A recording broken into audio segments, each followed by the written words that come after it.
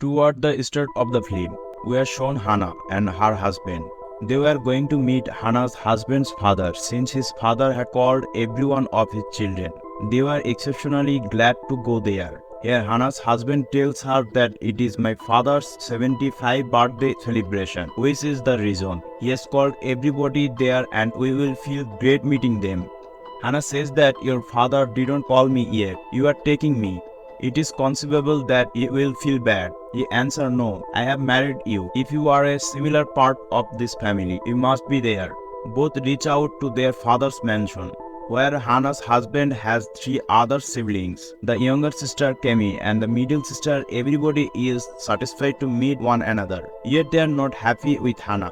They thought that Hannah married their brother for his property. Everybody came to the garden. She was thinking, what is it that dad has called everybody together? Everyone thought that he must call because of his birthday. But her dad's guard said, your dad wants to talk to all of them. Hannah's husband took them all inside and said that they should go to the room above because dad would meet there.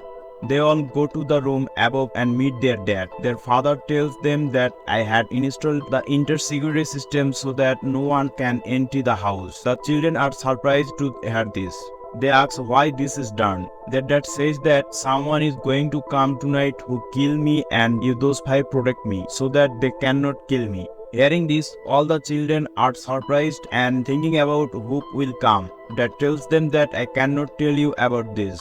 Do the children say stop joking and tell the truth that why are you saying this? Their dad says it is not a joke. They take it just very seriously because if I died tonight, I decided after my death all my property would belong to some charity, not to my children. But if I still alive, I will distribute my property to all of you. You must do everything you can keep me safe tonight. Everyone is surprised to hear this. Why is he saying this? But then instructs his guard that you can go now. And when the guard leaves, he closes all the windows and doors, so that no one come in or go out. And they all go down and discuss what happened to Dad that he is talking like that. They all think that father might want to test us. They do not think that anyone here will or can come to kill their father. Because the door to the room is already locked, Hannah tells them that Dad might be telling the truth. If so, they must save their father's life. They all ignored the matter and went to their rooms. Kemi first went to the room, where there were many bottles of wine, and while drinking, she suddenly heard some noise, which scared her, and she followed the sound, seeing that no one was here. Then she sees someone's shadow who starts following her. When she tried to leave the room, she found the door locked. But then her brother came there and opened the door and asked her what she was doing inside.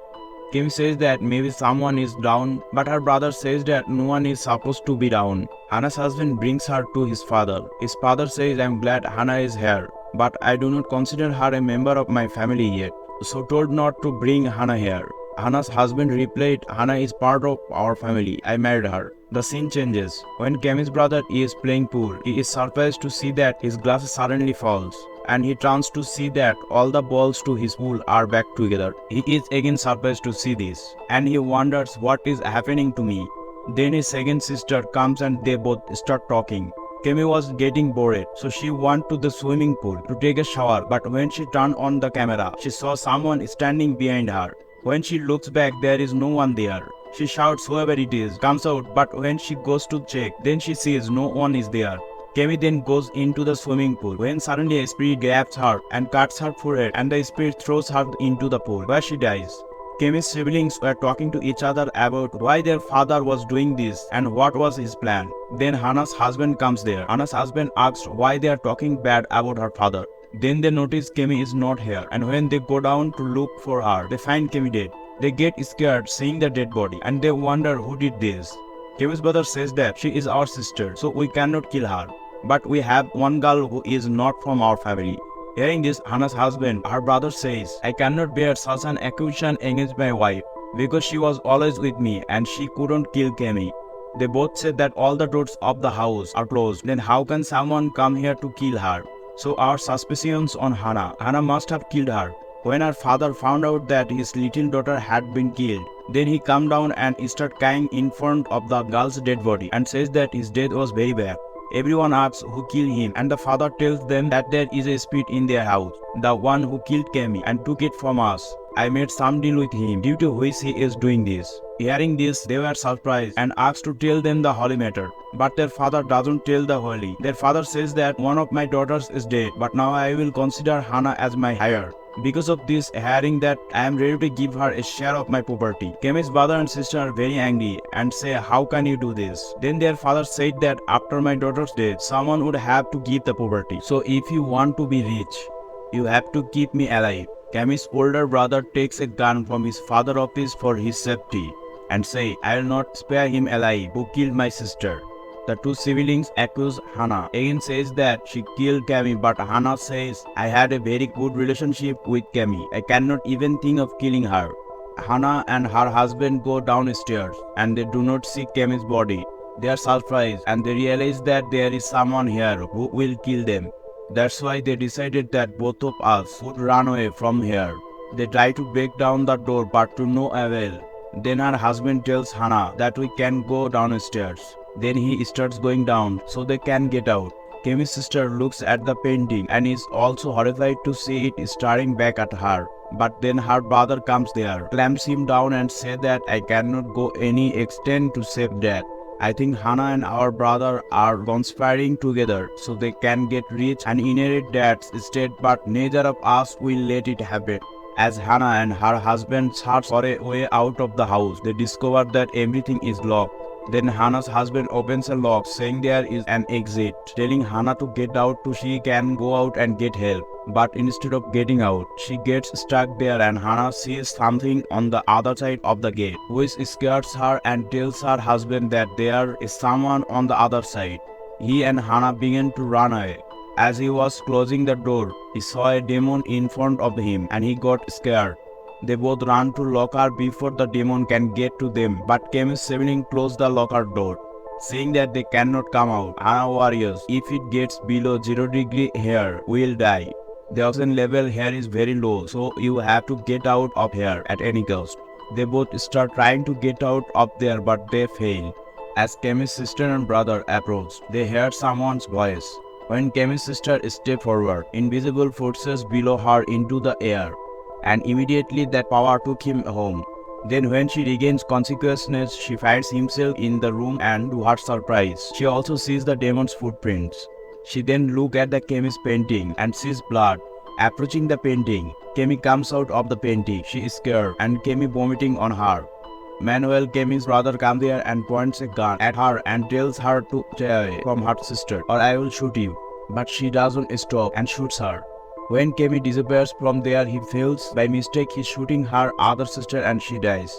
That means he killed his sister by mistake. He was very sad to learn this and he carried a lot, but he understood it's not Hannah's doing. There's a demon doing all this. Oxygen level began to drop, causing both of them to die. At the time, his brother came and opened the door and let them out and their lives were saved.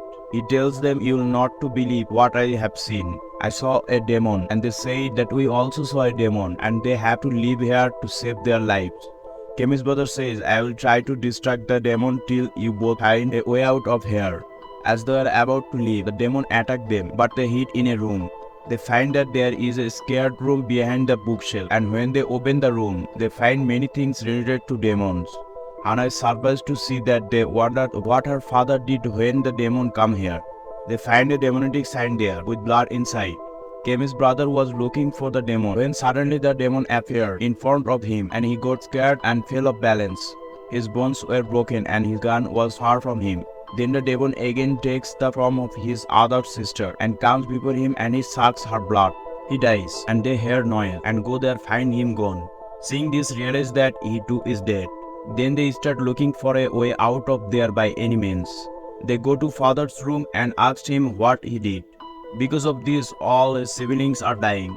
He tells them that there is a demon in his house with whom I have made a pact for a special purpose. That I would sacrifice all my children before him to become immortal. To live my holy life after becoming immortal. I do not want to die at all. I am 75 years old and I do not want to die and I sacrificed all my bloodline to life. That means he has sold her children's soul to demons. So after saying that demon was killing all her children one by one, she picked up the gun and shot her son, Hannah's husband, killing him on the spot.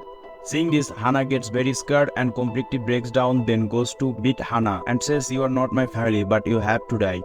He shoots at her, causing her to suffer minor injuries. Hannah immediately ran away and hid in the house to save her life, looking for her father Hannah.